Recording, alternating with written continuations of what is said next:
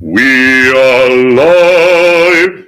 Hello to everyone already here. We've got Sugar Kush, we've got Dr. Crispy Rothschild, Liz and Taliesin, Emmanuel Jenkins, Jason Scholl, and Slowboy Whiteboard. Excellent. And also Eric is here. Commence the monthly stream. I've actually decided to fix the video problem, and it has to do with bit rates. I've had a friend over who explained things to me, because my internet is good enough. It's not that is not the source of the problem. The source of the problem is bit rates, and this dynamic adjustment of bit rates, which is what causes all of the problems. It is fixed? How is it fixed? Bloody hell. The etymology of abyss? I'm not actually sure. It's not that long of a word for me to be able to piece it together. It is the source of abysmal, if that's what if that satiates your etymological desires. How is it good video? Bloody hell, I actually increased the quality at which it streamed. So I'm at 720. It used to be 480, it used to be 360, but maybe there has been some disconnect between the two. So even if it's higher resolution, it's actually more in tune with it. It's smooth. I'm now a bit angered by this. Bottomless without bushos. Depth. Okay, thank you, Slowboy Whiteboard. This is a late Middle English in the sense infernal pit, via late Latin from Greek abusos. It's going to be abyssos. From bushos meaning depth. Okay, so it's bottomless. Excellent. And try 144. Yes, for proper Slavic experience. Before we get going, I have a pet peeve to address. Have any of you played Grand Theft Auto 4? The one with Nico Bellic, who's a Serb, and Roman, who's his cousin, who's also Serb. Because it's they obviously didn't hire Serbs to do any of the voice work, but they do have Serbian, and it's so funny to me because for some reason a lot of the ways they pronounce words like names like Dragan, which in proper Serbian would be Dragan, right? But he says Dragan, which is sort of how we talk here in the south. So but it's not a correct Serbian accent. It's more of a Russian accent, the way they all speak English. So that's a bit, racist or something. Hello, Rachel, PKD's ghost, people, Mela Forta, and Silver Pie. Excellent. People are jumping in. Right, so that's a bit of a pet peeve. I'm not going to go into the worst pet peeve of mine in all of history, which is at least what pertains to the English language. It's the fact that Greek words and names that end with on have the N lopped off, and I will never stop complaining about it. Goodness gracious. Good video and proper audio, but I can't speak for some reason today. Jim Bob called me a bit earlier. I asked him about bit rates and stuff. Can you change something in StreamYard? And I actually said I axed my friends, which almost caused me to actually delete the stream and go into hiding for a week. Yeah, did you get a piano? No, not yet. I can't. I still don't have access to the monies that are sent by Super Chat. So they might as well be simoleons. Is that what the Sims money is called? But when I do, that's going to be a different story. And trust me, you will know when I get a piano, as will literally half of my city. Probably learned that from GTA 2. Do they have ebonics in GTA? I don't think so. They've got like the accent and everything, but I've never heard axed. So that's my village. I did, however, I was gifted, I didn't buy it, get two instruments. One is a mandolin, which I'm still getting very much the basics a hang on. It's not here right now, I can't show it to you. It's rather small, so precision is a massive aspect of it. For especially for a guy like me, it's very close to, the fingers are very close to each other. Very hard to get a chord, at least certain chords. Like an E major is sounds like they made it up in a way that you can't play it. Mandolin is hard for a ham fist. I have realized because, as I said, I have hands big enough for like piano. It's great.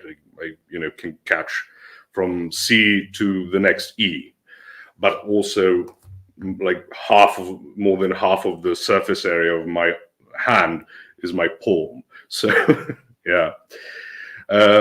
Rachel says, I was really good at mandolin, but I struggle with certain things on guitar because my hands are extremely small. Yeah, so the opposite of my problem.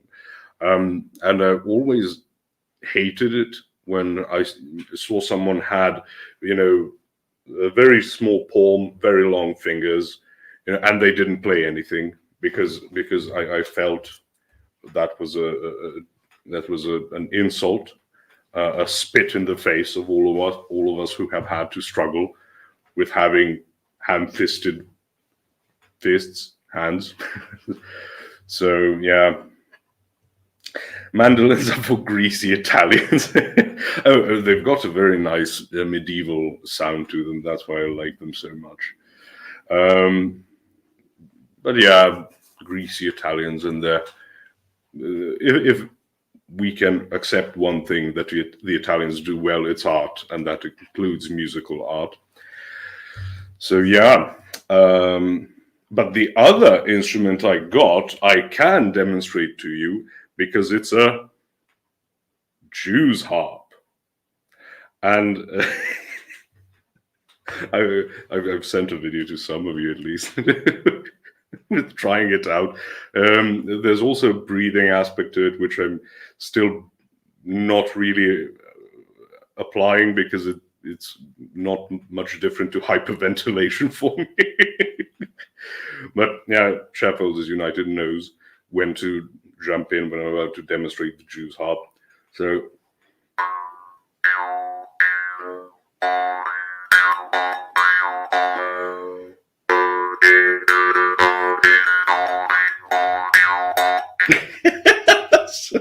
I'm trying not to break my teeth. Oh God, everything's so ridiculous in the world. Might as well join in.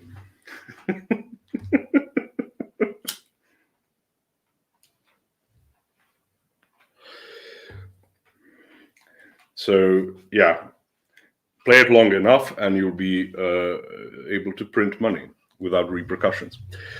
Yeah.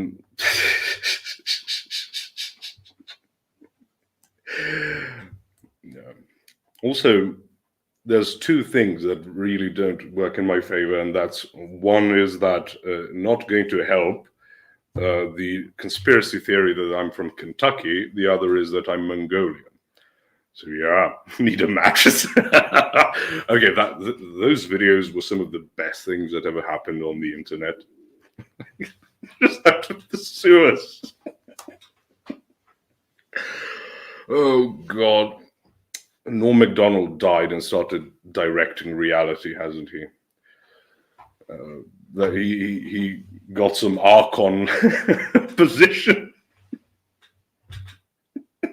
which is the only way I can explain what's happening, to be honest. So yeah.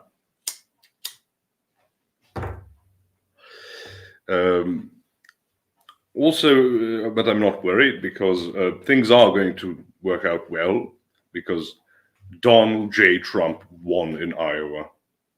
And is there anything else that matters in the world, really? Any wars, any smaller exchanges of ballistic missiles between Iran and Pakistan and things like that? No. What's important is that Trump won Iowa by a historic margin. Norm's dead. I didn't even know he was sick. One of the best things about the Norm Macdonald, fan base is that it's constantly just repeating the jokes, and it never gets old. And I can't explain it, but it's awesome. And I don't know. Not a lot of comedians I actually watch to begin with. I've never understood why people like Dave Chappelle so much. He just seems like he's lecturing you all the time, but he also swears. Oh my God! So I found him amusing, but never particularly funny. I think Ryan Long is very funny. He said, pegging is the vaping of being gay, which is again one of the best jokes I've ever heard. All women are real battle axes in Serbia. Yes, but here that's a compliment.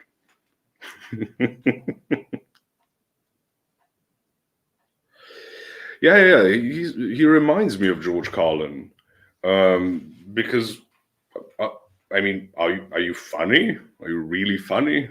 Or are you just talking about it's a big club and you're not in it? Yeah, I know. Am I supposed to laugh? Thank you, Slowboy Whiteboard, for shilling for me for the PayPal. Although the color revolution that was thwarted in Serbia, a lot of things have happened here since the elections.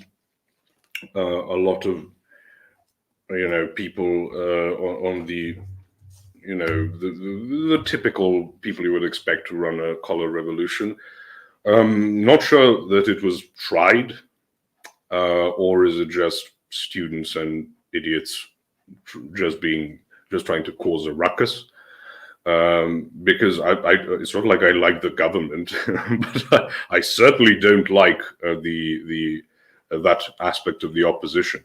Although what we did get is one of the best people possible into the government. Is a doctor who is like, he's not exactly like Alex Jones because he's too calm. He just has been red pilling people on everything. I'm not going to get into it, but it's hilarious. You have no idea. The Dave Chappelle show was hilarious, but his stand-up is all right. I haven't watched the Dave Chappelle show. Who do I think is funny? I said Norm I found it just incredibly funny. I think Bill Burr is funny for the most part, but he's just such a hit and miss. I said Ryan Long I found to be hilarious. And what's the co-host, Danny Polishchuk? They make excellent jokes. It's like what Bill Burr used to be. It's just fun, and that's what I like. I don't believe comedy is there to punch up or to make the make the powerful uncomfortable and the powerless comforted, or any of this gay nonsense. Comedy is there to make you laugh, and if you are trying to be comedic in a certain realm that I enjoy, which is like general social commentary and like political news, which I like, it's awesome. Danny is hilarious, but his pro-Israel stuff is very annoying. I understand why he would be, but he's never actually been very, aggressive about it. And I don't see comedians as political thought leaders or anything. To me, at least what I saw, it's very tepid. Again, I'm not a fan of Israel, but I'm also not the fan of the other side either, because they sent people to kill my people in the 90s. Yay! Oh, on his IG page, yeah, I don't use Instagram for anything than to post memes, talk to people, and watch basically cats and for Chase to send me midgets fighting. That's okay. Let's see what I'm giving up swearing for Lent. That's good. That's a good thing to work on. Some Americans confuse proper pronunciation of big words along with bad social commentary, yes, as humor, because if they don't laugh, they'll be accused of just not getting it. Yep. And I said, unfortunately, we couldn't make yesterday work, but Jim Bob and I were talking about reviewing Hitchens versus Hitchens debate, and he wanted to have Doug Pine Creek on, so to add like another perspective, but Doug didn't want to, so that's unfortunate. But he said he'll find something out, and he's going to book me for one of the mixed bags things. I told him he doesn't have to really pull it back a lot time-wise. I'm more than capable of staying up that late. Ryan is great. He is coming to Stockholm tomorrow. Oh yeah, they're doing the tour. They started going. The boys cast is great, right? They started going on about like a Jewish family playing Monopoly, and they all play the bank. So they have to have like a Gaie friend over, and he's the only one playing, and it's all filled with hotels and stuff. And when he gets under money, they pull out a little money printer. Oh, it's outstanding. Hitchens got wrecked by Dinesh D'Souza, which was embarrassing. Yeah, it's embarrassing to be, cornered by Dinesh in anything. But yeah, Dinesh, I think, was the closest to actually properly going for a transcendental argument. I remember also watching Jay's review of it, which was hilarious, because Jay was so happy that someone actually made a transcendental argument.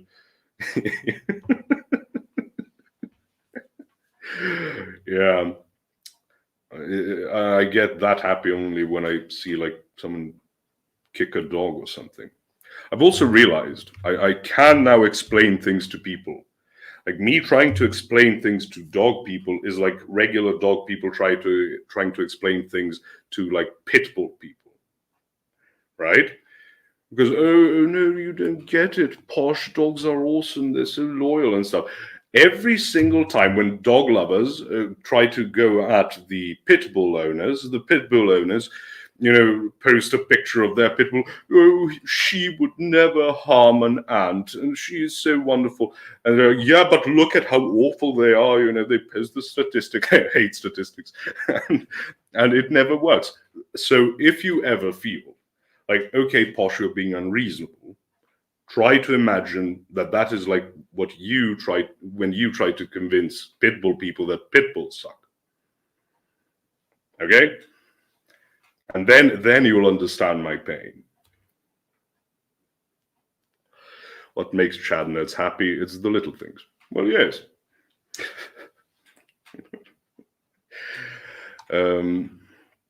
Right. So enough of me just waffling about.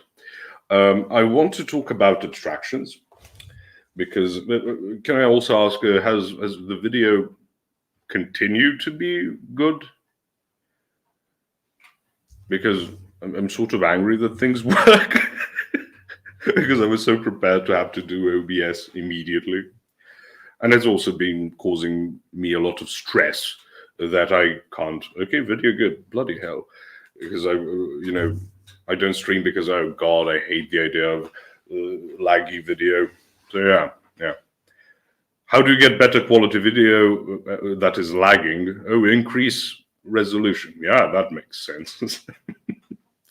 And someone who knows what they're doing is probably listening to this and thinking, yeah, you are an imbecile, aren't you? Okay. We've got multiple confirmations of video quality, so which is great. I really need it for like Latin lectures and stuff. A train is barreling down a train track, and its path is a pit bull. If you pull a lever, the train will divert to a second track, but has 5 pit bull owners tied to it. Do you pull the lever or not? Well, I don't know, because if the pit bull will maul you before you get to pull a lever. But yeah, that's a basic thing. You deal with the cause of it. So yeah, pull it, and pull it hard. Then take out a handgun and deal with the refuse. See, you fix the camera. See, well, Emmanuel just jumps in, has missed the point where I was talking about it, and he already notices. And I've just increased video quality. I don't know. I'm going to drive myself utterly mad.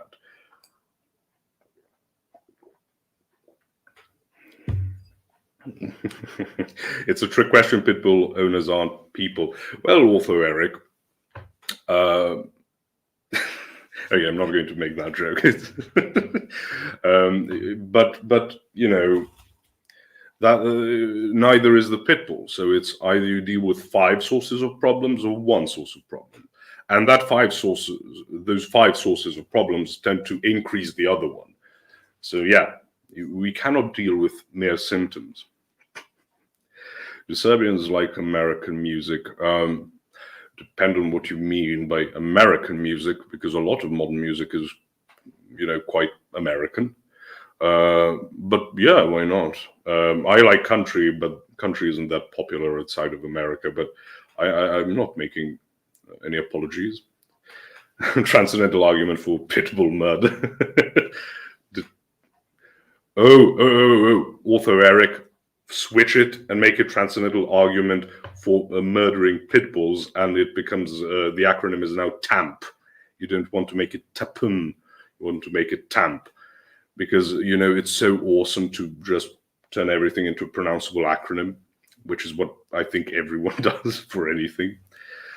Yeah. Well, Emmanuel, I'm not criticizing you. I'm just saying, yep. I'm angry that it was so easy to fix, because a lot of pain could have been avoided with just 2 clicks. American as in Katy Perry and Ariana Grande. Well, I've recently been introduced to the idea that the pinnacle of music is 2010's white girl music. Last Friday night. Posh, you're presupposing that death by pitbull is inherently bad. Can you justify this assertion? Well, I ground it in the idea that they really like to bite. They don't go for the neck. They just maul you.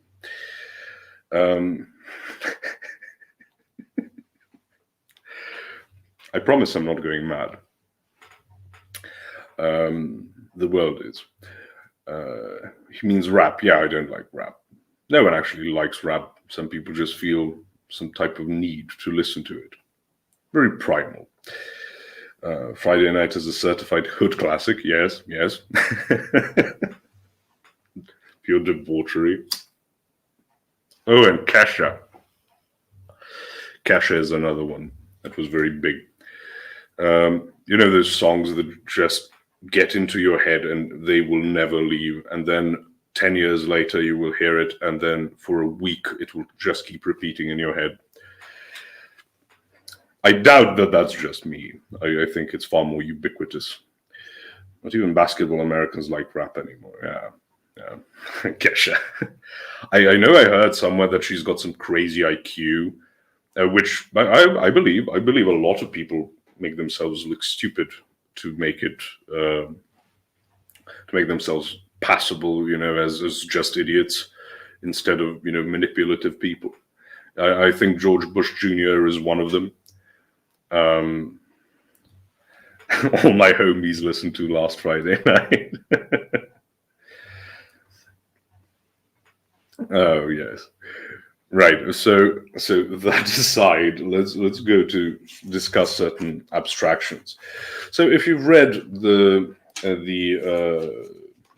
description of the video, what I said is that phrase, which Jim Bob has at least 3 times pronounced without doing an impersonation of me, which is universal mechanistic materialism, and that's still 3 times more than he has said epiphenomenal or epiphenomenological without doing an impression of me. So again, let's pull up a proper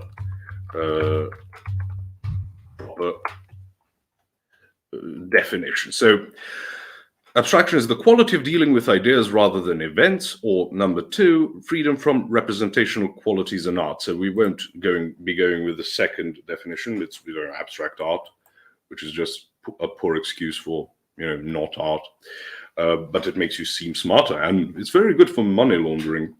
But abstraction is this basic idea that you're going to turn something into an idea. You're going to isolate it as some type of more or less malleable or more or less applicable idea. So a lot of is our ability to abstract the result of the fall? No, I wouldn't say so. But it's a useful thing. My problem isn't that people abstract. That's good. That's actually a very useful thing to do. But it has its limited application. And as you lose applicability, you have either the choice of, okay, we need to then go further down into a higher resolution analysis, or you're just going to ignore all the idiosyncrasies of the things or people that have been abstracted and continue to deal with them in like manner, which is what ideologues tend to do. Whether sincere ideologues, or as I said, it can be just material self-interest. So race hustlers, for example, race hustling I don't think a race hustler is an actual ideologue. It's just someone who likes to make money. So it's not a sincere belief. And when you think about why I said universal mechanistic materialism is rather recent as a way of thinking, because you need a lot of bootstrapping to be able to talk about how a universe can only be material. But that's not the case with mechanistic thinking. Mechanistic thinking has been around for a long, long time. The idea of destiny, the idea of fate, the ideas of,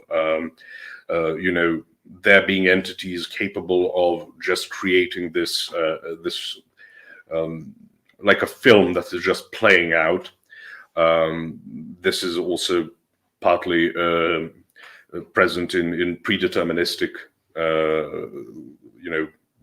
I don't know if I want to call them Christianity, but let's be nice for a change.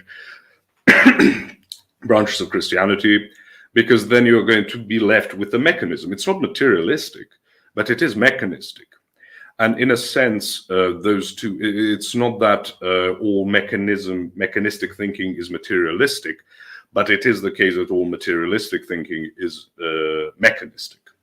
That's an important distinction to make, because we don't just want to go out and just, as I said, make the world a mechanism, but slap made by God on top of it. That's not proper. But mechanistic thinking is so present in our daily lives, in how we think about theology, how we think about events, how we think about people or demographics, or someone mentioned economics, etc. Because I think it's mostly to avoid complexity, because complexity brings about this looming sense of chaos. You want things to be simple, and we all do, which is where abstractions can be useful. But as long as we keep in mind that to abstract something means to also simplify it. You subtract certain, as I said, idiosyncratic qualities, which then tends to lower the resolution of your analysis, but it's a good starting point. Yes, DSIM said that lots of abstraction in economic theories. Our ability to use abstractions correctly was hampered by the fall, I would say. That could be argued very easily, but I wouldn't say the ability to abstract was caused by the fall, because no, we don't exactly know how cognitive faculties will operate once we are restored to what we were supposed to be. So that's also why we would stay away from saying something like, "Oh, we will have no need to abstract or anything." That's a bit of a jump. There are Greek theologians like Yannaras who see the fall of Adam as fall into subjectivity. Could be. I'm not acquainted with it. As I said, that is starting to seem more like, people who try to analyze what was the Tower of Babel. Was it an interdimensional portal? Seems a bit too hands-on, a bit too cataphatic. And we Orthodox love our apophaticism. This is pertinent to an argument I had with an atheist 2 days ago about the film The Shining. He doesn't believe in metaphysics, so he denies any revelation is possible through abstraction. Okay, maybe we'll address that a bit later. Ahriman was worshipped as a deity of mechanized automated things in Samaria, I think. Could be wrong, but yeah, it's ancient. Well, Ahriman is a lot of pagan worship is actually rather mechanistic, because, as I said, the idea of destiny, like even the gods aren't above destiny. That's why, for example, very famously in Norse mythology, you have the idea of Ragnarok. Right? Again, no one thought the gods were immortal. They were immortal in the sense that the elves in Tolkien's universe are immortal. They won't die of age, but they can die, through physical trauma. They can be killed in the battlefield. They can die of a broken heart, famously with Arwen and Aragorn. But yeah, that's sort of how they thought of it. They're not immortal, they can be replaced, etc. As I said, a lot of neo-paganism is actually, ironically, Abrahamizing ancient paganism. People don't give portals the respect they deserve. Are you familiar with... I can't read that for some reason. Let me bring it up here. Ian McGilchrist's work? No, I'm not. That surname does ring a bell. No. So what's a practical example of how abstracting things tends to fall apart? Well, one way is that, right, because on Twitter you see a lot of, oh, this is masculinity, this is femininity, this is that. And then I get rather annoyed at the conversations, because you can't really abstract something like a nature, because natures aren't actually things. There's no blob, as I think I said this on the last stream. There's not a blob of human nature and then a piece of it, breaks off and then forms into whatever. No, natures are things that are shared between entities, So we are all human beings. We share a human nature. That is, and we can try to abstract a lot of things from it. But that's when things start, falling apart with, just pure natural law and stuff. As far as categorization goes, because taxonomies can be challenged by people with very poor arguments. Early on, in like the early 2010s. I remember being on the internet, and there was still like arguments about transgenderism, and people would make the type of arguments such as, so you're saying men have penises? Well, what if a man had an injury and lost, his willy? Okay, right. So now you're thinking, okay, so he no longer has this component, therefore your taxonomy doesn't work. And the thing is, again, as I keep saying, to think of masculinity and femininity should be done in thinking in modes, not in natures, because there's a human nature and it exists in the mode of men and the mode of women, right? So, because otherwise you're going to get into, and there were, sects that thought, because Christ came as a man, women can't be saved. Right, because he didn't assume a female nature, because he didn't assume, the bits that would makes a woman, right? He didn't have a uterus and stuff, so that's not saved. No, that's again, you are too mechanistic, you are too abstract, you are not really engaging with it. Jacob, did you see the conversation between McGilchrist, Vervaeke, and Schmachtenberger? Three non-Christians basically speaking Christian concepts through secular language. Interesting. Vervaeke has been talking with Bishop Maximos, and whom DPH has also interviewed. But yeah, they are starting to get a hang of it, because we're getting into a lot of territories that don't really make sense under materialism. Tailbone, therefore, we used to have tails, cause and effect. I must be smart. Exactly, well, Emmanuel. It's a catch-22. Everything is very Kafkaesque. Okay, so we don't have a tail. That's proof. No, my favorite one was with the appendix. So we've got an appendix, and they say, oh, that's vestigial. Okay, but the appendix has a very important role, especially with children, for their immune system. They say, well, it's very common for vestigial organs to take on a new role. Well, it's not vestigial then, is it? So you can't escape it. That's the point of it, I think. Maybe not even intentionally. They just play it out. No, it's true. So if it's true, it must mean this. But you can never get away from that. Just blabber. That's why what I don't get. Why would you choose to worship something mortal? I don't understand what you mean exactly, D-Sims. As in worshipping something mortal. Oh, you mean the pagan gods, right?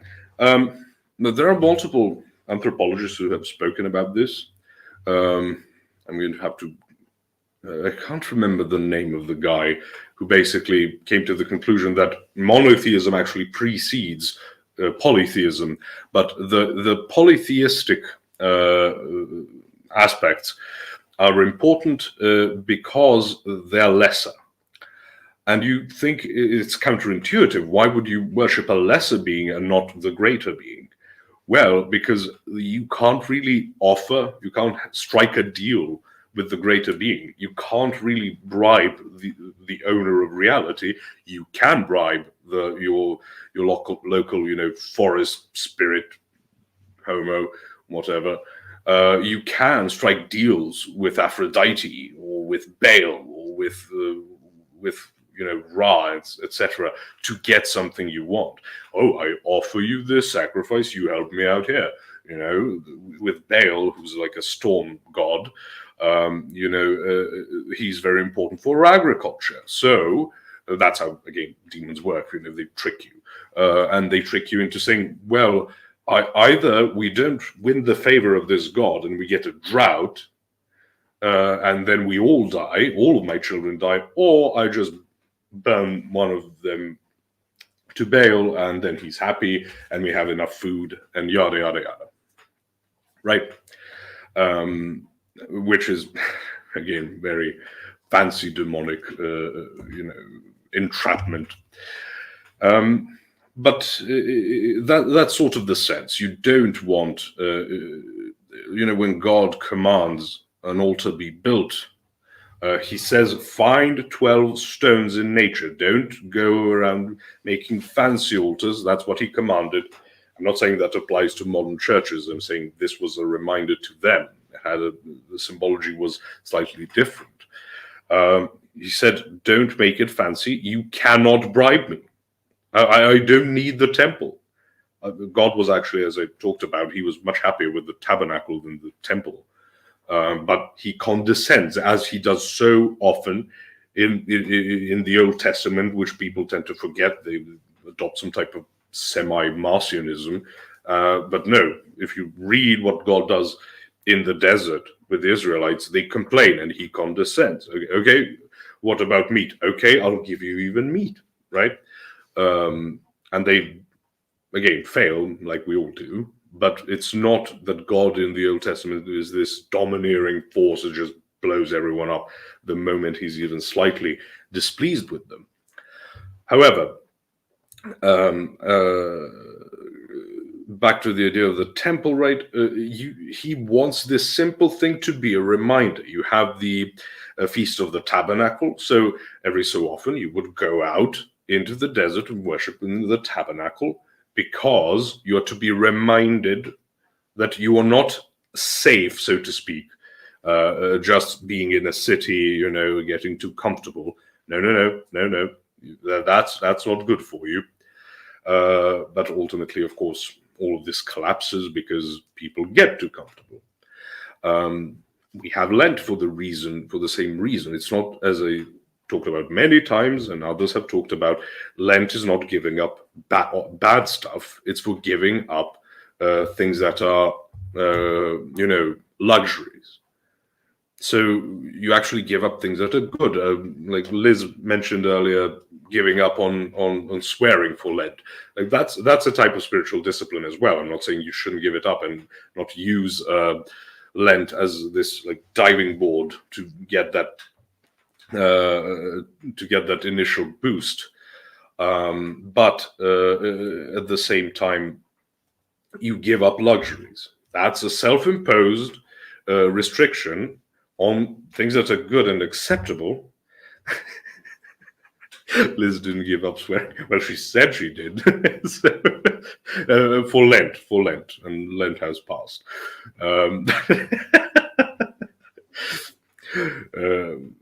So, right, self-imposed restriction on good things for the purposes of achieving, a higher spiritual discipline. This year's Lent gonna be intense. Oh yeah, but well, if it's not intense, you're not doing it right. But yeah, we're getting always closer to things. So we're getting closer to Passover, Pascha, Easter, Vaskrs, as we call it here, which just means resurrection. So yeah, let me get to this. So back to our abstractions, or should I check on things here? You should read the book titled The Matter with Things. It's a 2-volume book on this topic. Okay, Jacob, I'll actually write it down right now so I don't forget. You blasted thing. The Matter with Things. Right. That's catalogued and shall be checked out. When I said we deal with abstractions, we deal with masculinity and femininity, you just abstracted. Okay, so you mean for the Lent before Easter or Passover? That's fair enough. So you're working towards it, and as the spiritual fathers tend to say, your preparation for Lent doesn't start at your refrigerator, it starts in the grocery shop. Because, if you buy things that are not appropriate for Lent, you increase the chances of you, stumbling a bit. But back to the abstractions. Right, people abstract masculinity and femininity, they abstract nations, they abstract races, they abstract all sorts of things, which can provide an insight, but does not actually work as a proper guiding point for any efficacious, dealing with any certain problem. And we have Petra Garde, who sends $5. Thank you very much, Petra Garde, and says, if we need to jice up good things, what if I gave up Lent for Lent? Checkmate. Q Cyberpunk 2077. Music clip, cigarette, and sunglasses. He meant give up good things. You give up Lent for Lent. I'm going to do an even bigger Lent, even lentier one. You don't like dogs, Bosch? How about cats? Not really. Not thrilled. I prefer them to dogs, but actually, if you don't remember my story, I actually really liked both dogs and cats when I was a child, and then I saw a cat just torturing a sparrow to death, and that broke my heart. And after that, I just realized I shouldn't hate them. They're just animals. I'm just not going to anthropomorphize them and be a git about it. Charisma Mysterion sends in $10. Thank you very much. And says, God bless you. Thanks for the words. Which is a very abstract, expression of gratitude. Thank you for the words. You're very welcome. So, if you listen to, like I like to listen to people I don't agree with, but I see them as at least honest about their intentions and stuff, because I like to have weather vanes, for these purposes. And, the only leftist I can listen to actually is Jimmy Dore. And then he has these people on who talk about how, the cops are the worst thing in the world, or at least in the United States, and how, it's to spit in the face of black people to increase police budgets and stuff. And actually, you have no statistical evidence for blacks in America wanting less police. You have the activists, but you see, they don't care about statistical data. What they care about is the idea of black people, and the idea of black people in the mind of a progressive American, especially a white one, although far from exclusive to them, is, just someone constantly getting beaten up. I just wanted, to buy bread, and then these cops come in with batons and what's it called, pepper spray and stuff. Like, no. And in fact, if you try to argue with people about it, they can't really defend it. You can watch a lot of channels that actually talk about how crime has risen so much in these areas that a lot of stores are closing. And you're not going to deal with that unless you have police there. And the police, it doesn't matter how many of them you've got, if then, the local prosecutors and DAs just decide to let them go. So you're going to destroy these people's lives because you treat them as abstracts. You don't treat them as people. They're an idea, and ideas are dealt with abstractly. Oh, you've got problems with crime? Well, you just solve it. How? Doesn't matter. Have dealt with many a dead fledgling. Yeah. I was a child, so it really hit me. And actually, the only animals I actually almost universally like is birds, because they're just funny.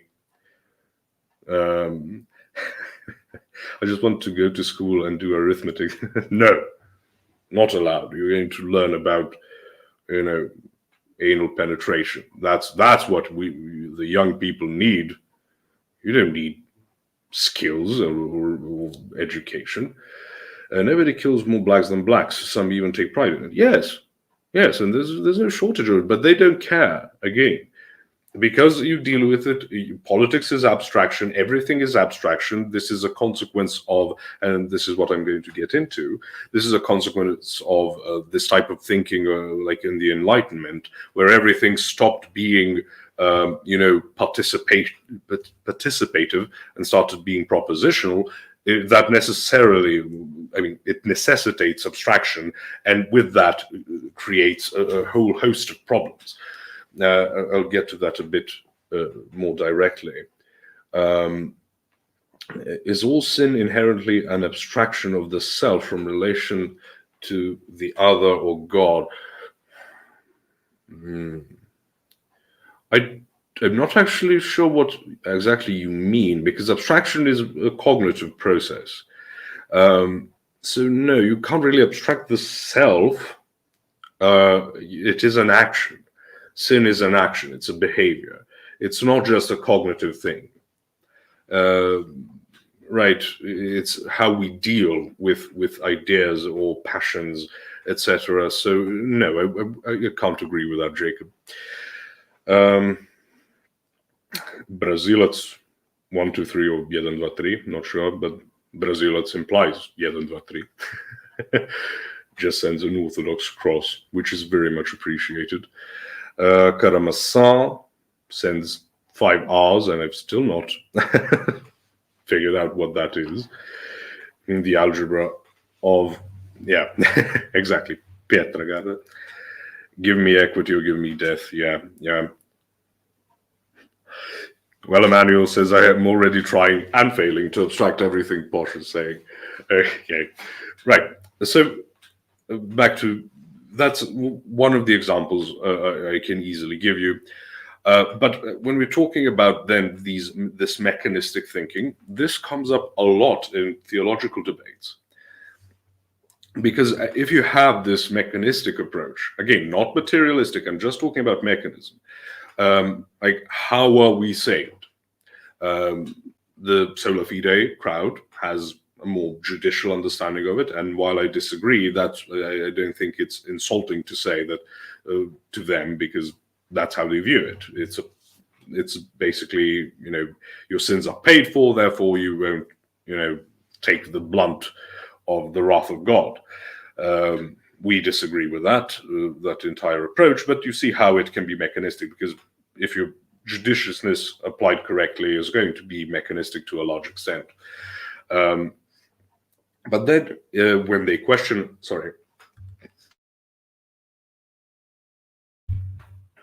when they question us and we talk about theosis as means of salvation, they start thinking of it as participation in God's grace is somehow like God's grace is like a substance that you ingest or somehow apply to yourself. And that's just not how it works. We don't know the mechanism of grace, or theosis, sorry. We know what it is. We can't explain it because it's not material. You can't mechanize it that easily. It's not like, oh, I've prayed, one prayer and I got X amount of theosis. If I pray 10 prayers, it's, tenfold theosis. And that's not how it works, because this mechanistic thinking is very damaging and has caused a lot of grief in people trying to understand the Eastern mindset. By Eastern, I mean Eastern Orthodox, whereas much more legalistic and mechanistic in the West, which has developed over time, which is why we constantly talk about gaining the phronema of the church, the mindset of the church. Because if you don't have it, you're going to read even the works of the church fathers through a modern lens. And that's just not going to work. and even with a Catholic and Orthodox debate, we read the same quote and we think, yeah, this proves our point. They think the same. So it's not that easy. But we're talking about mindsets. I'm sorry, the misunderstanding comes from our modern rationalism. Phronema, hard to shake it. Yes. It is the point, because rationalism is also going to imply a mechanistic approach to things. Okay, when someone, D-Sims actually, mentioned the economy. And the economy is not really a mechanism, it's more akin to an organism, like a living organism, because its components aren't just cogs. The decision makers. Culture in fact impacts economies. Culture will not impact how a clock works, because it just works. It just does its thing.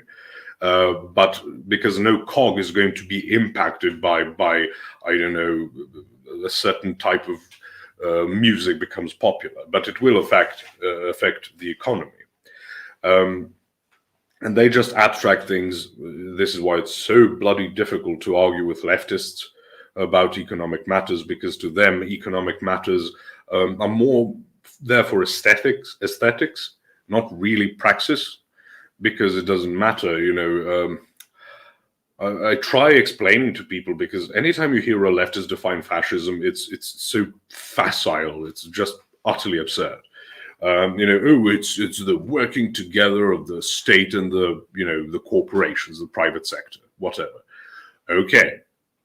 So you've got this economic, aspect, the private sector, and then you've got the governmental aspect, and they work together, and that's fascism.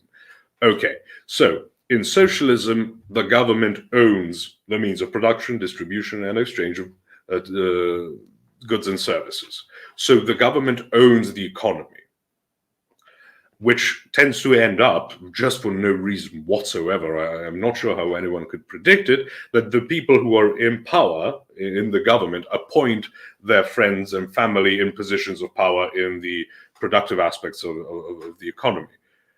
And that's now fascism, right? Well, no, it isn't, because in socialism, the economy works for the people. Sure it does. And this is because people just want to use fascism as authoritarianism, right? Fascism is about curtailing free speech. Okay, who likes to curtail free speech? Socialism, right? But then all of a sudden they switch to things, because fascism isn't that simple to understand. It's a revolutionary way of thinking, which is why I dislike it. I reject it. It has the idea of a nation that is, again, very modern. It's not traditional thinking at all. It sort of applies this retroactively, this idea of a nation. But this is not about fascism and socialism. I'm just trying to tell you how to abstract things to the point of just having nothing of value to say, to be honest. If your analysis of the problems of fascism is it curtails free speech and is, I don't know, nationalistic, it's cooperation, or for insidious reasons between the productive sectors of the economy and then the government. Like, you believe as a socialist in the same thing, but as you abstract things, no, those guys wear black and we wear red and stuff, so that's different. It's not. And this is also why, sorry, I'm getting a phone.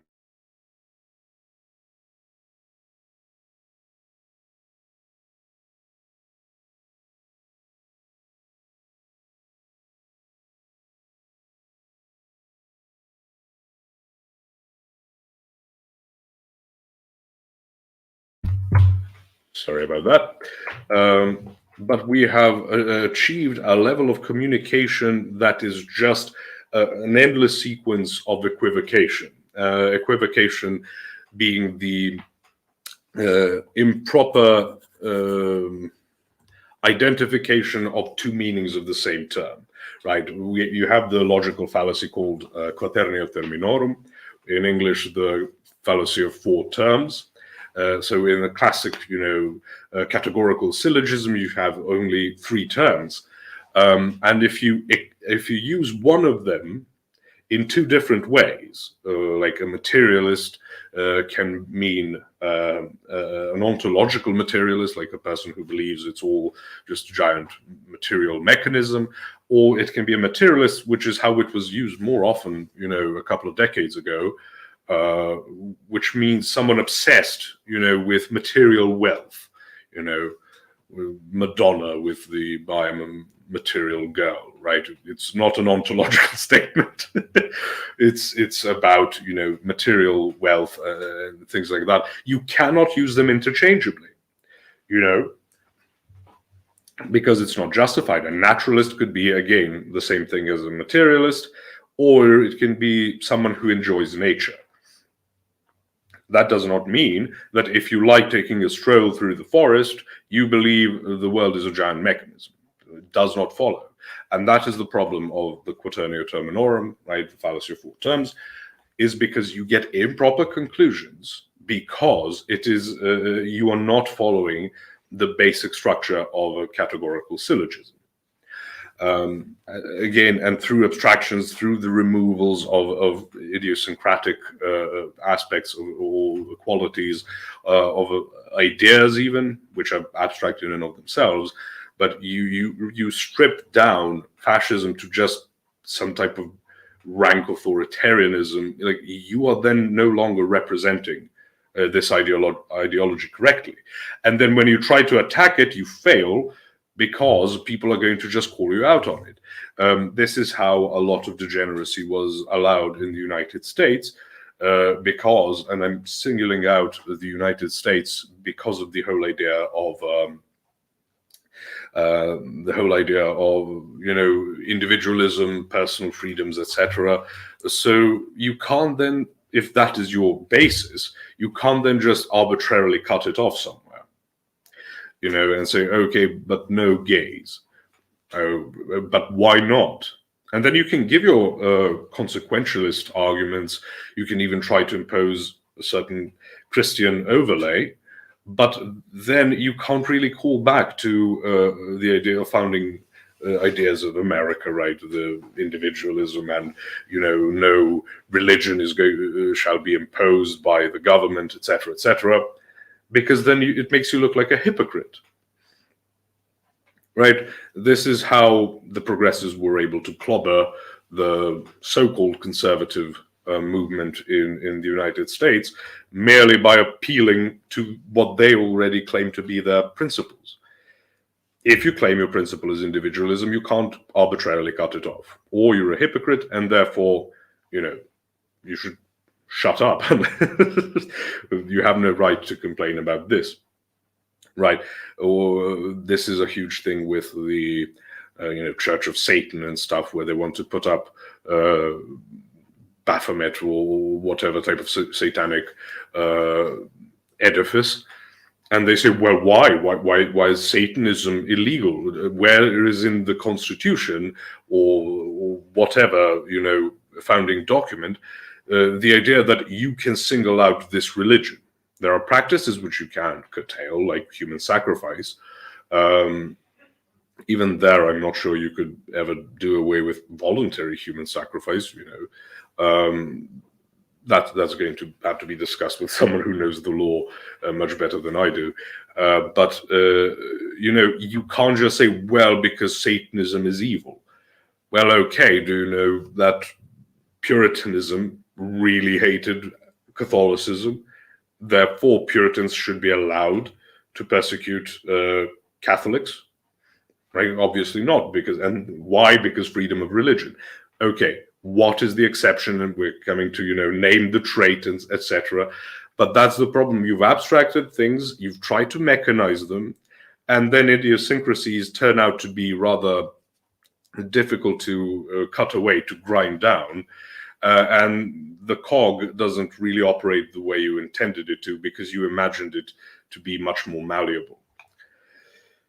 Let's see what people are saying. Pietragarde started attending a local Rocore church. Wife loved it. The best of the EO churches in the area. I did too. We all took turns getting sick.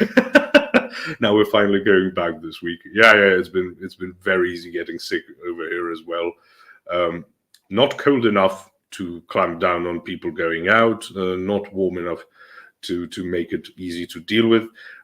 So yeah, but excellent, Pietragarde. I hope you did not end up going into another wedding. But since you said the wife loved it, I'm assuming this was not the case again.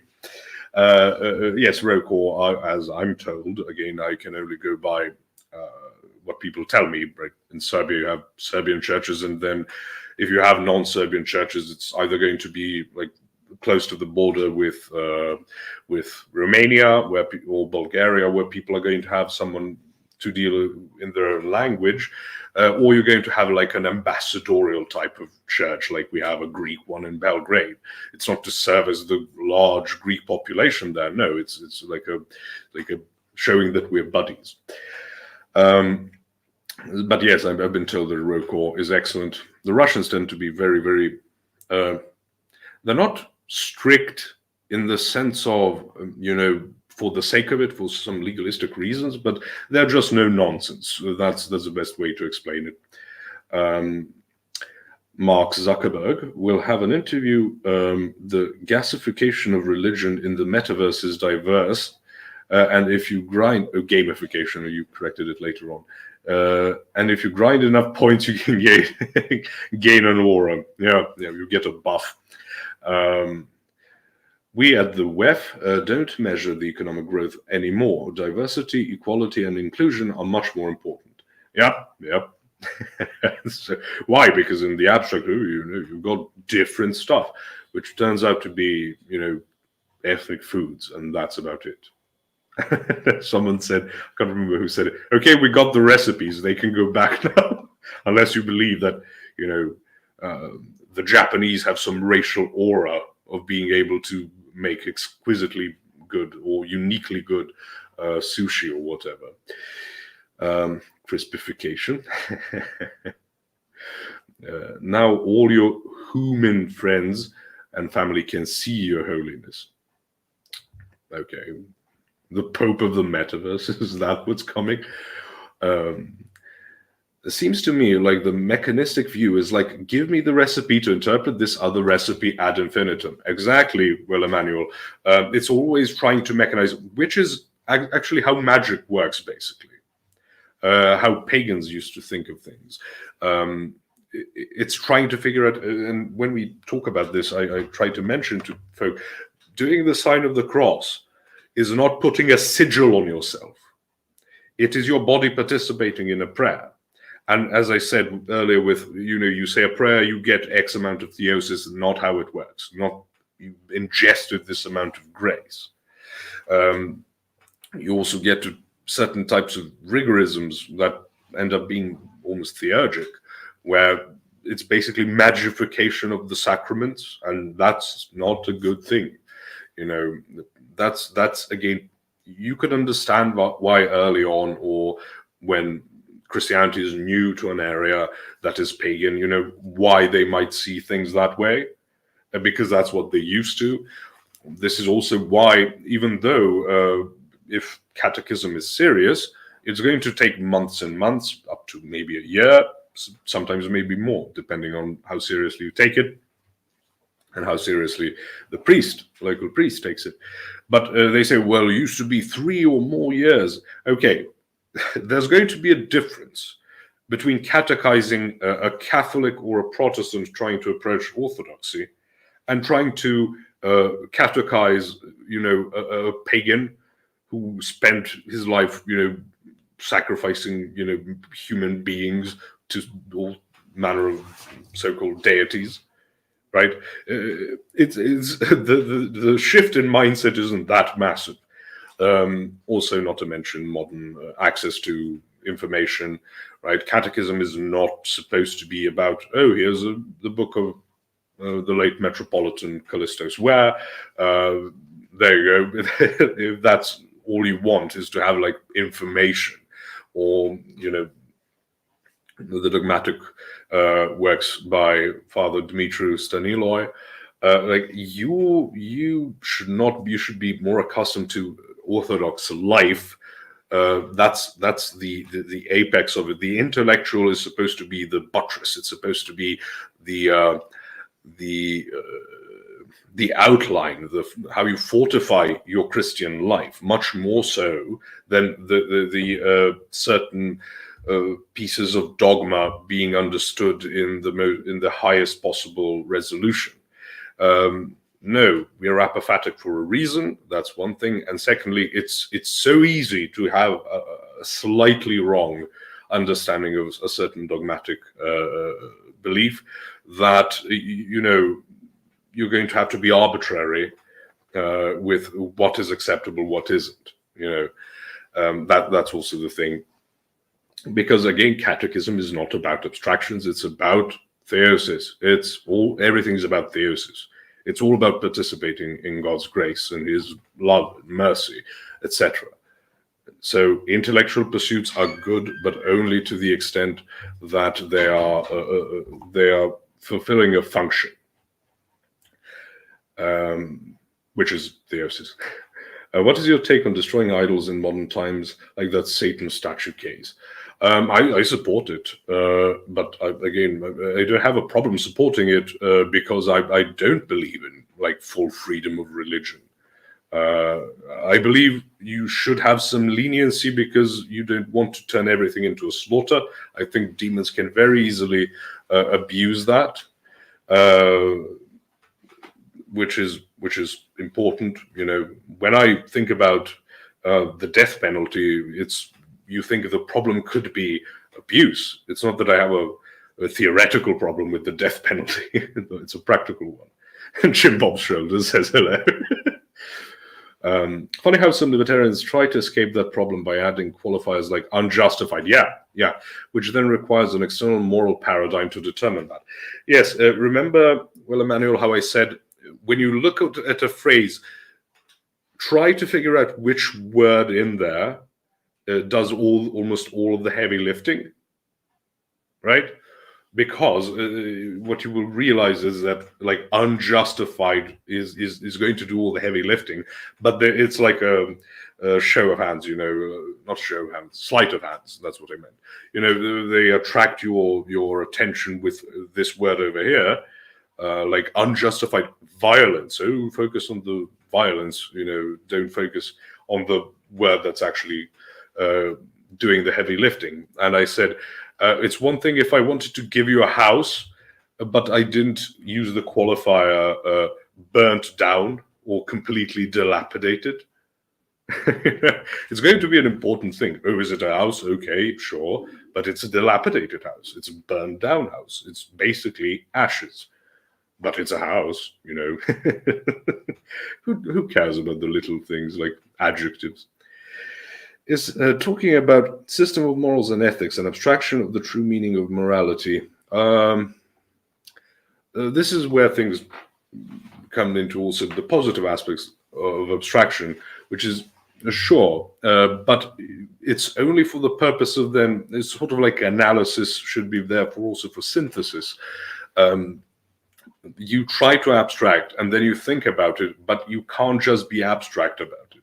So we're not consequentialists, but we should care about consequences. Consequences aren't unimportant. So it should all be brought to consideration, right? This is why canon law isn't just like any law. It's got this point and this point and this point. A bishop, and especially a council, can decide to make exceptions. When we talk about the acceptance of the heterodox, and so not just like non-Christians in any sense, but if someone has been in some way baptized in the name of the Trinity, we don't approach it with the idea of it being theurgical. Oh, you say these words, you do this, you do that, and that's the proper way to do it, because sometimes a bishop or the priest will decide to go merely by chrismation, right?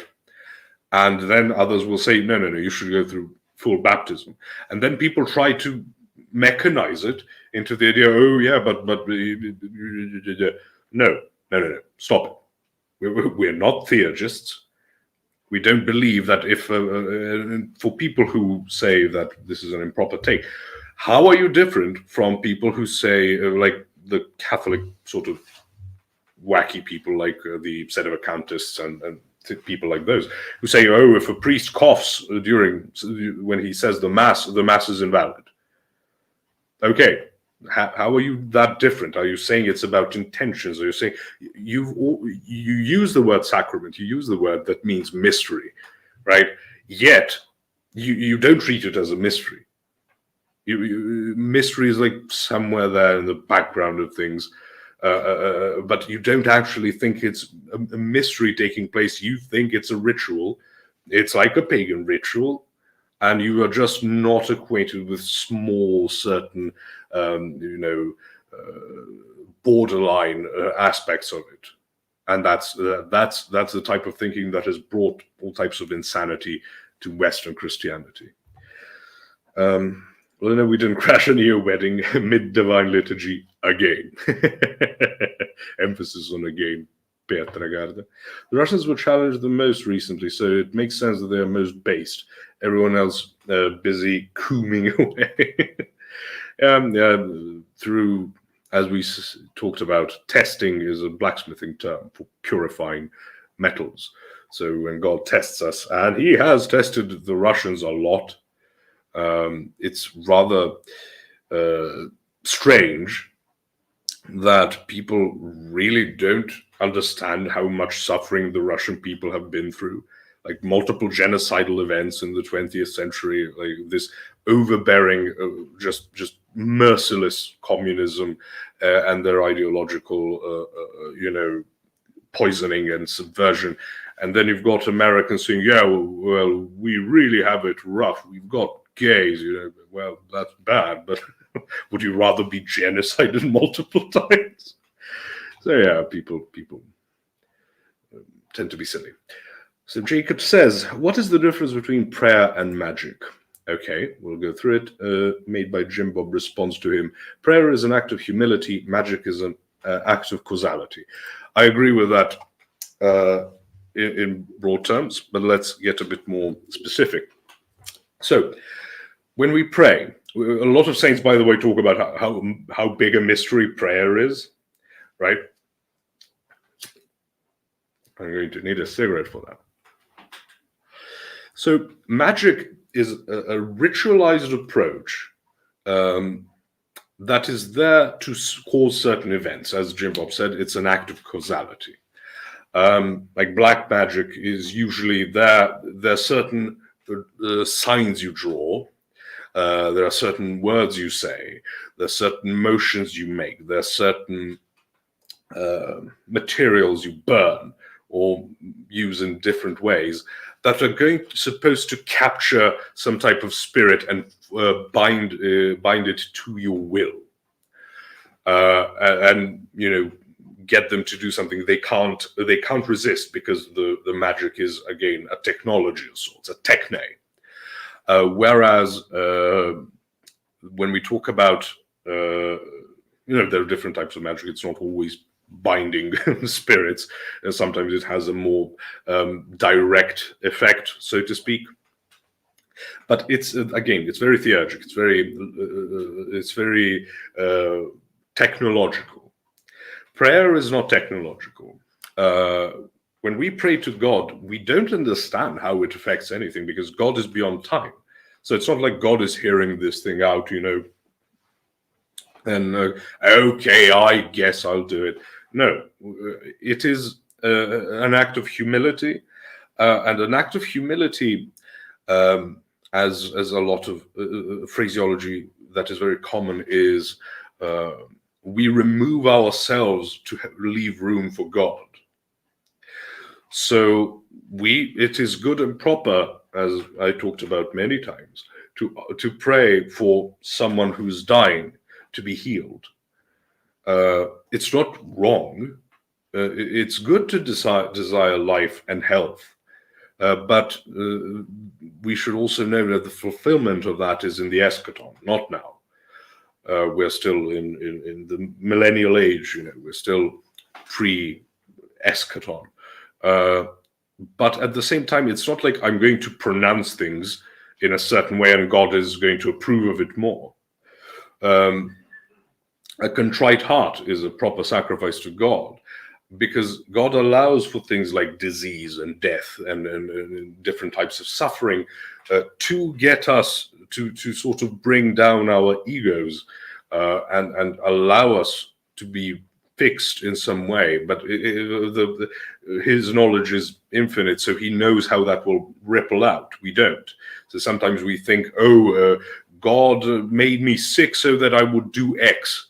And then you do X, but you're still sick. No. So you're trying to go back into that techneum manner of thinking. So no, it is asking of God for something. Sometimes it's health. Sometimes it's discipline. God, grant me the discipline to abstain from this or that. Grant me the strength to achieve this or that, etc. Which is good and proper. We want God's help, and in admitting it, that we need it, we are humbled. We are more open to Him. But it's that's the main difference. It's not something you can just rig. I make the sign of the cross, and you make it large and just pointy and pointing to exact points. So what did I say just now? But there's a proper way to do it, and then there's sort of a shortened way that priests tend to use, which was invented so as to not wave your hands around, the chalice and the discourse as priests prepare, the Eucharist. So you don't want to knock anything over. But again, it is not like, but look, he made it shorter so it's less holy or less sanctifying or something. It's not like that. God is transcendent, and he is not. Sorry. D. Sim says, prayer is a mystery, proceeds to light cigarette. Fair enough. Fair criticism. There's some sects of Satanism in Santa Maria. Santa Maria? Like Santa Muerte or something? That alter Christian traditions because they have Gnostic understandings of rituals. It's offensive, but they do it. Yeah. And we don't actually believe this, you guys. It's just we're just showing the hypocrisy of the Christian right. Would you need a blessing from your priest to destroy an idol? Well, optimally. That doesn't mean you should just go on rampages. You don't want to just, annoy people. You don't want to cause their hearts to harden. You should approach things with humility, but definitely don't just be a vandal. You don't want vandalism. You want that being destroyed to be then cheered on by the people who were formerly worshipping it. And that takes time. And that takes humility, and not just the idea that you're like the O team. You're not the A team, you're the O team. You're just the orthodox one.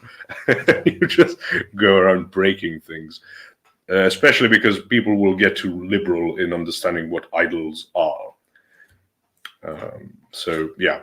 Black Mass being the obvious post-Crowley thing, but inverted liturgical stuff has been going on forever. Yes, it's mockery. And as has been said, God can't be dethroned from being the ruler of the universe, but he can be dethroned from the hearts of men, because that's what happens when we choose to follow passions and demons instead of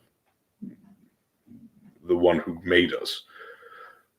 That's what the demons are after. They're not trying to become like Satanists are trying to become God instead of Yahweh.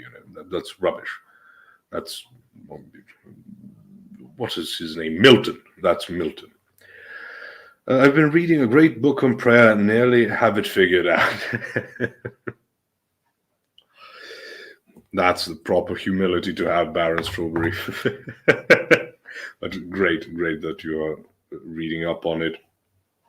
If you go to the Orthodox Discord, they have a PDF bank that has access to a lot of things, which I assume most of you here already know, but it's worth mentioning.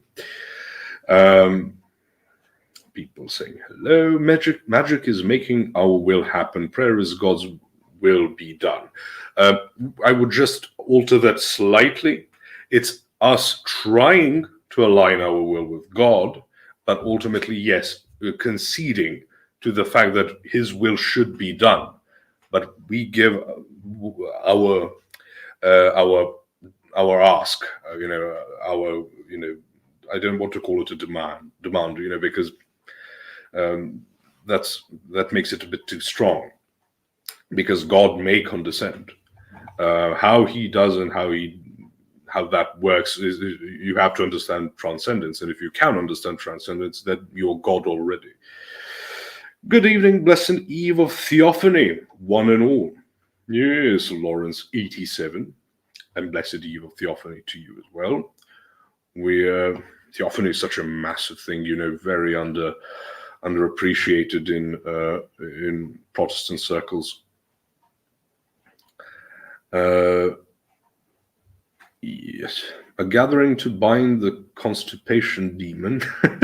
Bring your personal fluids and a papaya. Good. I cannot endorse your sect, well, Emmanuel. Reading Revelation recently has led me to view God in heaven as totally alien. He is nothing like us. Heaven is surreal. Revelation makes my head spin like I'm on an acid trip. Well, Ado, he is beyond our comprehension because he is transcendent. But heaven is a different type of reality. There are certain parallels, when we try to talk about anything of God, it's by analogy. God's love is not exactly like human love. So God's knowledge is not our knowledge, but as we talked about many times, but infinite, right? But we are made in His image. So there is a certain way that our nous can get to know Him better, but it's not about collecting data points and reference points. It's a lot more spiritual and a lot more intimate in that sense. It's not, again, abstractions. It's not about, okay, we can just conclude things and put it into syllogisms and stuff. That's the wrong approach. Vampire Frog has returned. Sorry, was the Crake redfish? This Crake business is getting completely out of hand. Thank you for the shill, Slow Boy Whiteball. People saying hello. I've been praying to St. Paul the Simple. Excellent. I'm not going to get into prayers to saints. I think we've talked about it last time. Posh, what all does Orthodoxy say about the Book of Revelations? Again, the Book of Revelations is not an end time book. Apocalypse is a perspective. You have apocalyptic literature in the Old Testament as well. So when you hear apocalyptic, it shouldn't be like end times thing. That's not how we should perceive of it. It is very esoteric sounding, and it is part of the canon. It is important, but it's not this thing you use to predict things. We have a lot of insights into how, from God's perspective, things look. The heavenly altar with the cries of the martyrs underneath it, asking for justice, etc. You get a lot of insights. So, but don't go trying to predict when things are going to end. You just don't know. Everyone thought things were going to end at a certain point. You don't know how much is going to be left if there's some type of cataclysmic event, and whether it will rebuild. Maybe tomorrow things end. That's sort of intentional on God's part. It's not like he's giving you little clues, and then you're going to end up calculating things, like so many ridiculous people do, when things are going to end. Everything about God is alien. I suppose that's one way to look at it. But as I said, there's a spiritual connection to have with God, which is how we get to know God. But it's transcendent. That's the reason why it's alien. It's because it's transcendent. I haven't started listening to an ongoing Revelation series on the Orthodox Ethos channel, but I wouldn't recommend just reading it by yourself. I wouldn't recommend it either, especially that book, because it's so. A lot of it is imagistic, and that represents certain things. There's a historical reality to it as well. Also, the idea that dogs are not in heaven. And it says, "For without are dogs and murderers and stuff." It mentions them first. In the last chapter of the last book of the Bible, it says dogs don't go to heaven. Which I interpret literally. I'm not going to go into some fancy schmancy philosophy. I mean, better to read it with guidance, and that is one example. You need a lot of guidance when reading the scriptures, which is why we don't just treat it as merely a book of instructions. It's just not. It's not how it works. It never was meant to work that way, and people who treat it that way come to all sorts of ridiculous conclusions. DC Woodworking says Posh is very smooth, no lag, nice. See, you've also missed the beginning, Woodworking, because I just increased the resolution and it now works fine. Makes no sense. Things are out of control, and I don't know what to do with it. I would advise against reading it if it's like an acid trip to you when you read it. Yeah, because try explaining to people that the four horsemen are actually four Canaanite gods, and that the symbology would have been very obvious to the people back then, as much as a lot of modern things would be, available to us symbolically. If someone used a certain symbol, we would know what it means. If someone used like a hammer and sickle, okay, that's communism, that's evil. Okay, try explaining to someone who's never heard of communism, like go 500 years in the past and use a hammer and sickle, and do you think people are going to be like, oh no? No, they're going to think, what's wrong with hammer and sickle? So this is why when we talk about the Bible, a lot of things are implied in it, and you need the phronema of the authors of it in order to be able to properly grasp what's being said. And next week I'm doing a stream on the book of Romans, the epistle, and I think DC Woodworking asked me about it, so we're doing it next week. Yeah, so that's coming. I'm going to be closing up soon. We have DPH in an hour and a half, and we have Jim Bob doing the mixed bag in what is 1 a.m. for me, but it's going to be 5 for him, right? Yes. No. Wait a minute.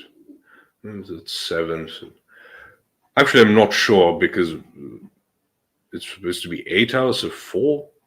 I don't know. You can see it on his channel. It's in 3.5 hours. So lots of the fam is doing streams. Wouldn't being in the bliss of God's presence in heaven make everyone forget their martyrdom?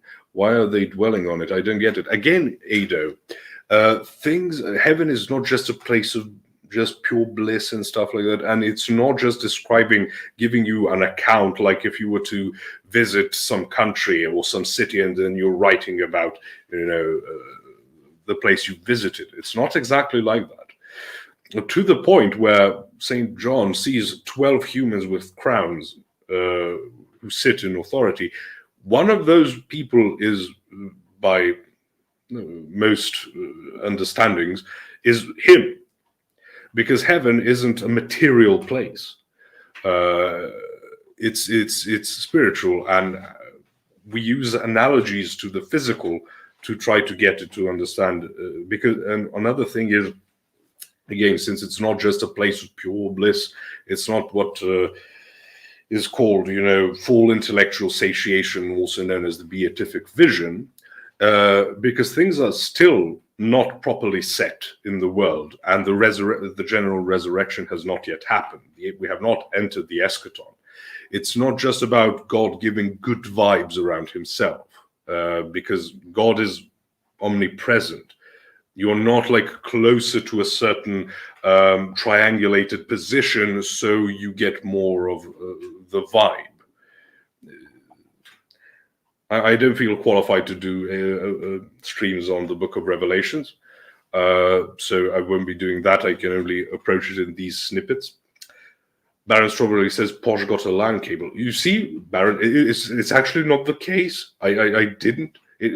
I've always had it. I mean, not always, but I think I did one without it since getting the new PC. But now it's no problem anymore because I brought it up, the resolution, to 720p. Nonsense. Pause. In the garden, the serpent said, "Ye shall be like gods." Could you explain the difference between this and theosis? Well, first of all, it's a lie. But second of all, when it says "ye shall be as gods," that's referring to the angels. It's not referring to God, like the creator God. No, it's gods is all throughout the Old Testament used to refer to the angelic orders. So you wouldn't want to take it as ye shall be like two of the same type of created deity. In fact, you have translation where it says ye shall be as angels, because that is what is meant. In Psalm 135 or 136, it says, "Praise the God of gods," right? In Serbian, "Slavite Boga nad bogovima." In Greek, "Exulomoyiste ton theon," right? It's a God of gods. So that's Satan sort of saying, "You shall be like us." Not bad. So that's not theosis. It's not angelosis. But theosis is becoming more like the creator deity, and in fact, the ability to undergo theosis is why humans are meant to go above the angels.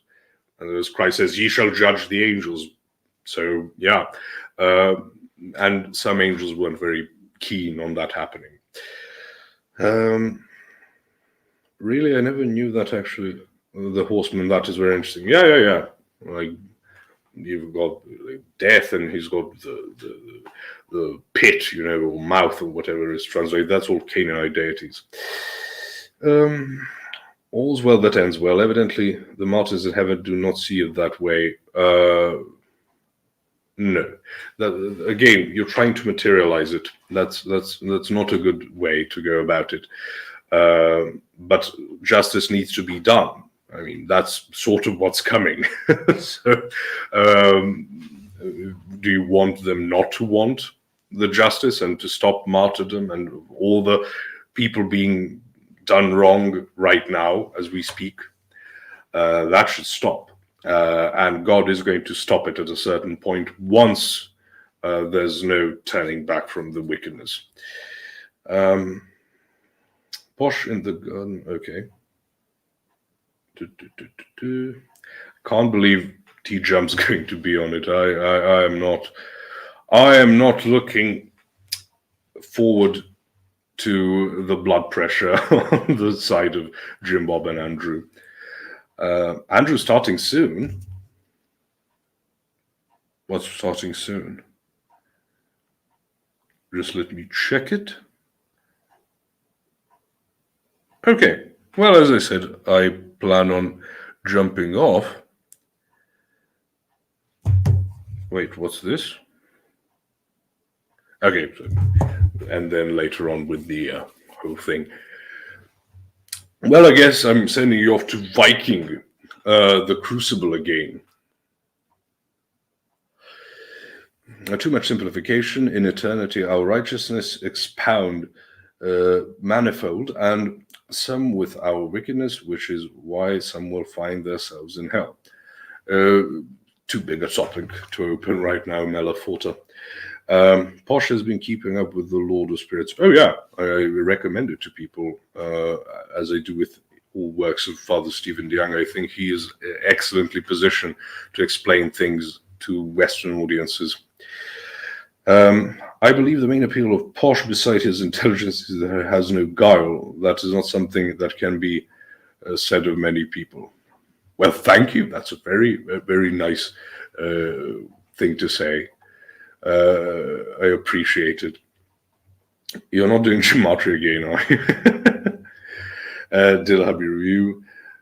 Thanks for the words, Posh. You're very welcome. Yes, it is a verb, well, Emmanuel.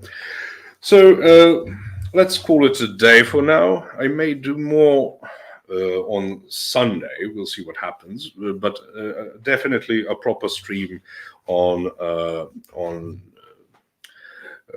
the Book of Romans next week, which has been requested, and I'll do like at least 3 hours then, because it takes a lot of talking, and I don't talk very fast.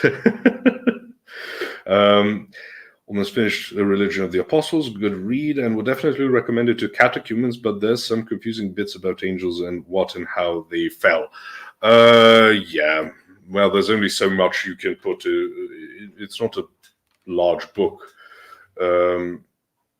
But yeah, to try explaining the angels, you need to explain the saints, you need to explain the heavenly orders. And then, is there a divine council? Is it made up by Heisner and stuff? And no, it's not.